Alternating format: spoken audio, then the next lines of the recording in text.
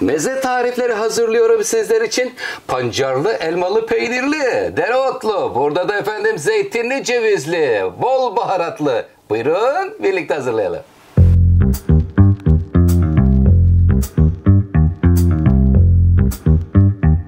Elmalı, pancarlı meze tarifi hazırlıyorum. Bir çeşit mi? Değil. 2 çeşit meze tarifi olacak. Yeşil elma ile pancarla ve yeşil zeytinle enfes bir böyle güzel meze tarifi olacak.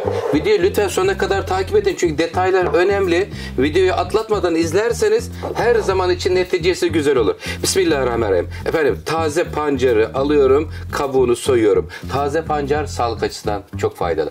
Pancar turşusu tarifi de paylaştım sizlerle. Hemen kabuklarını soyuyorum ve detaylarıyla devam ediyorum. Meze tarifi. Siz istediniz, Oktay hazırlıyor.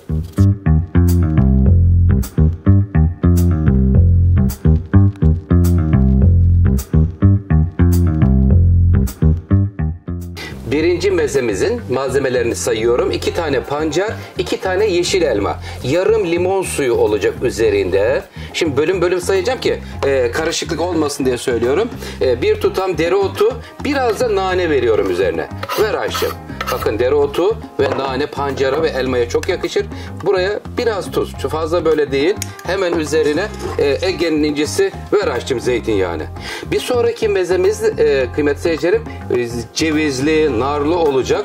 O da ayrı bir tat olacak. Bakalım sizler için efendim Oktay Usta'dan şöyle güzel meze tarifleri istediniz. Yorumlarınızı takip ediyorum. Şöyle değişik meze tarifleri paylaşır mısınız dediniz. Sizler için paylaşıyorum. Evet şimdi bu güzelce baharatlarıyla, yağıyla, limonuyla karıştıralım. Sıradaki mezemizle devam ediyoruz. Zeytinli oluyor da.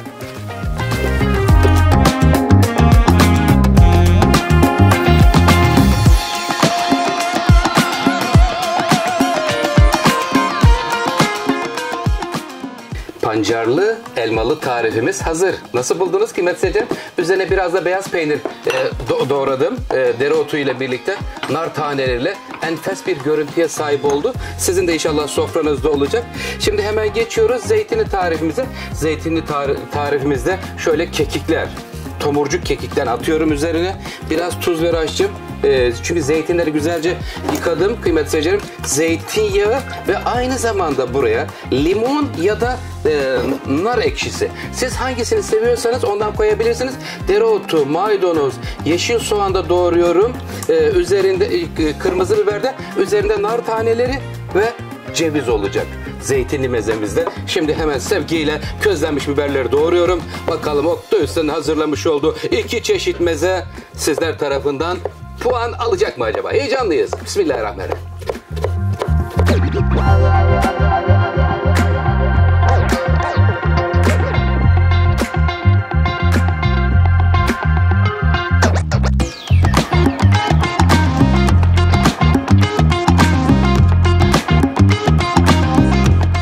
Kıymetli seyircilerim, ikinci mezemiz yeşil zeytin. Çekirdeği alınmış yarım kilo. Taze soğan 4-5 dal. Burada maydanoz, taze nane, nar taneleri, kekik, zeytinyağı içerisinde nar ekşisi. Eğer seviyorsanız pul biber de koyabilirsiniz.